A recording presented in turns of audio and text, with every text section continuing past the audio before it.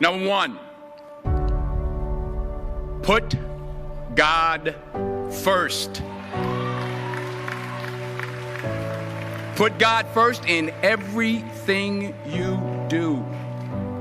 Everything that you think you see in me, everything that I've accomplished, everything that you think I have, and I have a few things, everything that I have is by the grace of God. Understand that. It's a gift. 40 years ago, March 27th, 1975, it was 40 years ago, just this past March, I was flunking out of college. I had a 1.7 grade point average. I hope none of you can relate. I had a 1.7 grade point average. I was sitting in my mother's beauty shop. They still call it beauty shops now? What they call it now? Yeah, I was sitting in the beauty parlor. I was sitting in my mother's beauty parlor, and I'm looking in the mirror, and I see behind me this woman under the dryer. And every time I looked up, she was looking at me, just looking me in the eye. And I didn't know who she was, and I said, she said, somebody give me a pen, give me a pencil, I have a prophecy. March 27, 1975, she said, boy, you are going to travel the world and speak to millions of people. Now, mind you, I was flunked out of college. I'm thinking about joining the army. I didn't know what I was going to do, and she's telling me I'm going to travel the world and speak to millions of people. Well, I have traveled the world, and I have spoke to millions of people. But that's not the most important thing, the success that I had. The most important thing is that what she taught me and what she told me that day has stayed with me since.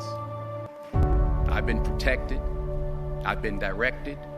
I've been corrected. I've kept God in my life, and it's kept me humble. I didn't always stick with him, but he always stuck with me. So stick with him in everything you do. If you think you want to do what you think I've done, then do what I've done and stick with God. Number two, fail big. That's right. Fail big. Today's the beginning of the rest of your life, and it can be very frightening. It's a new world out there. It's a mean world out there, and you only live once. So do what you feel passionate about. Take chances professionally. Don't be afraid to fail. There's an old IQ test, was 9 dots, and you had to draw 5 lines with a pencil within these 9 dots without lifting the pencil. The only way to do it was to go outside the box. So don't be afraid to go outside the box. Don't be afraid to think outside the box. Don't be afraid to fail big, to dream big. But remember, dreams without goals are just dreams, and they ultimately fuel disappointment. So have dreams, but have goals. Life goals, yearly goals, monthly goals, daily goals. I try to give myself a goal every day. Sometimes it's just to not curse somebody out. Simple goals, but have goals. And understand that to achieve these goals, you must apply discipline and consistency. In order to achieve your goals, you must apply discipline, which you've already done, and consistency every day, not just on Tuesday and miss a few days.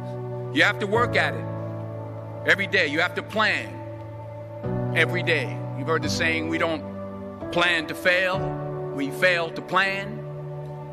Hard work works. Working really hard is what successful people do. And in this text, tweet, twerk world that you've grown up in, remember, just because you're doing a lot more doesn't mean you're getting a lot more done. Remember that. Just because you're doing a lot more doesn't mean you're getting a lot more done. Don't confuse movement with progress. My mother told me, she said, yeah, because you can run in place all the time and never get anywhere. So continue to strive, continue to have goals, continue to progress. Number 3, you'll never see a U-Haul behind a hearse. I'll say it again. You'll never see a U-Haul behind a hearse. I don't care how much money you make, you can't take it with you. And it's not how much you have. It's what you do with what you have. We all have different talents. Some of you will be doctors, some lawyers, some scientists, some educators, some nurses, some teachers. Yeah, okay. Some preachers. The most selfish thing you can do in this world is help someone else.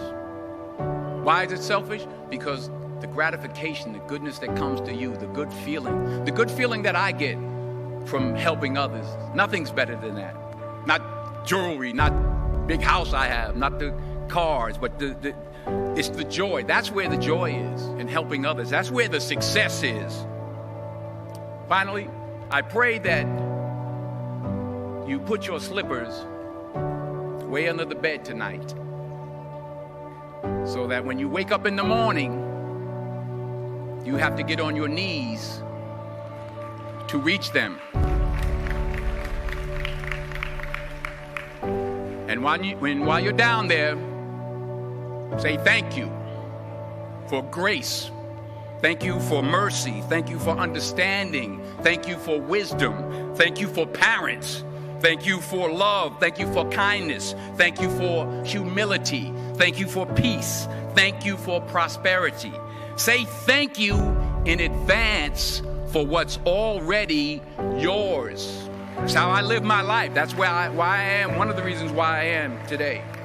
Say thank you in advance for what is already yours. True desire in the heart for anything good is God's proof to you, sent beforehand to indicate that it's yours already. I'll say it again.